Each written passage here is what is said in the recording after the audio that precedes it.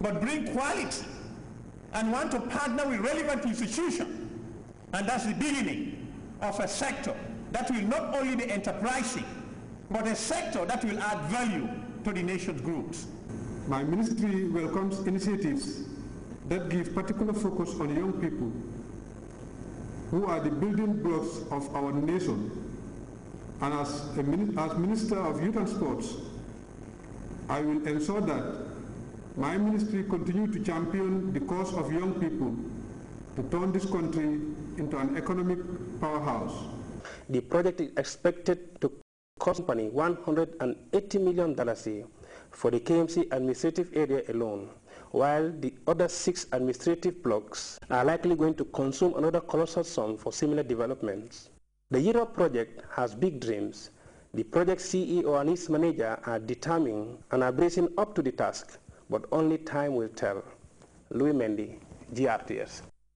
You can follow our stories and other GRTS programs live on our website at www.grts.gm. There you can also monitor GRTS Radio Live.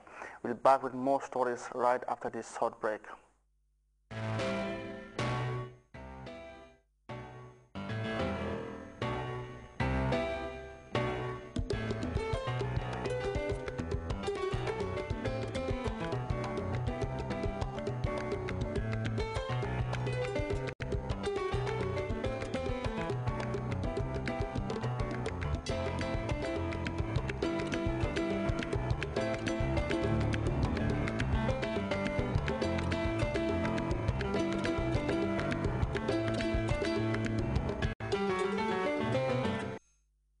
Welcome back.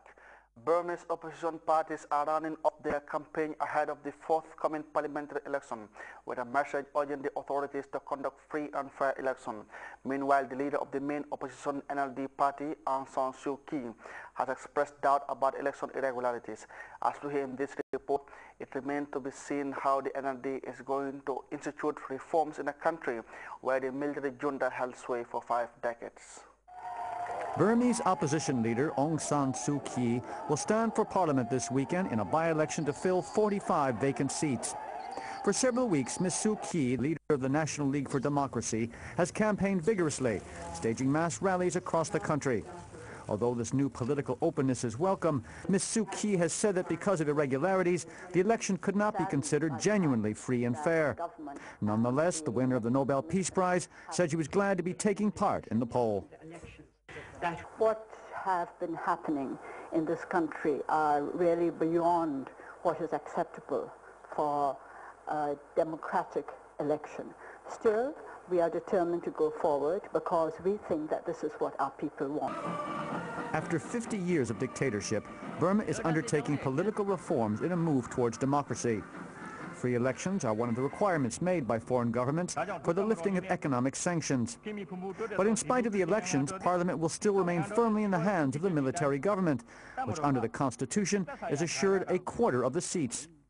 The election will also be the first time that foreign election observers and some 1,700 foreign journalists will be allowed in the country. I think this is going to be the decisive one.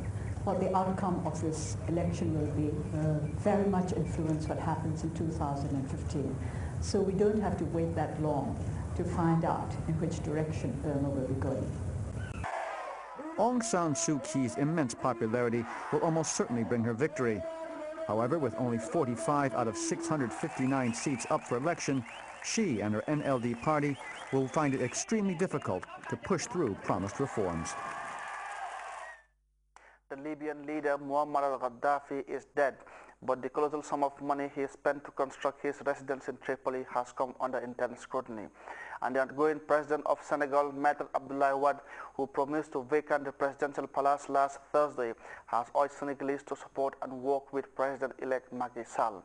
We have details of these and other stories in this run-up. Abdoulaye Wade vacated Senegal's presidential palace on Thursday. After a final meeting with government ministers, he stood on the steps of the